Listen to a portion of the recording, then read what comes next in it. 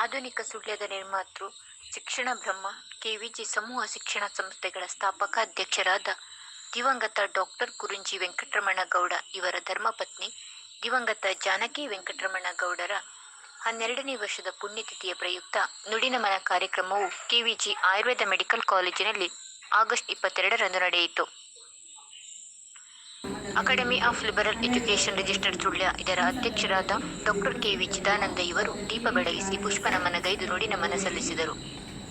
ಈ ಸಂದರ್ಭದಲ್ಲಿ academy of liberal education registered Sullia ಇದರ council member Jagadish Adtale, adviser professor Damodar Gowda, ಅಧ್ಯಕ್ಷರ ಆಪ್ತ ಕಾರ್ಯದರ್ಶಿ ಚಂದ್ರಶೇಖರ್ ಪೇರಾಲ್, ವಿದ್ಯಾರ್ಥಿ ಕ್ಷೇಮಾಧಿಕಾರಿ doctor Harshitha M, KVG Ayurveda pharma ಮತ್ತು ಸಂಶೋಧನಾ ಘಟಕದ ಕಾರ್ಯನಿರ್ವಹಣಾಧಿಕಾರಿ doctor Purushottam KG, KVG Ayurveda ಆಸ್ಪತ್ರೆಯ medical officer doctor Sanath Kumar DJ, ಸಂಸ್ಥೆಯ ಬೋಧಕ ಬೋಧಕೇತರ ಸಿಬ್ಬಂದಿ ವರ್ಗದವರು, ಸ್ನಾತಕೋತ್ತರ ವಿದ್ಯಾರ್ಥಿಗಳು, ಕಲಿಕಾ ವೈದ್ಯರುಗಳು, ಪದವಿ ವಿದ್ಯಾರ್ಥಿಗಳು ಉಪಸ್ಥಿತರಿದ್ದರು.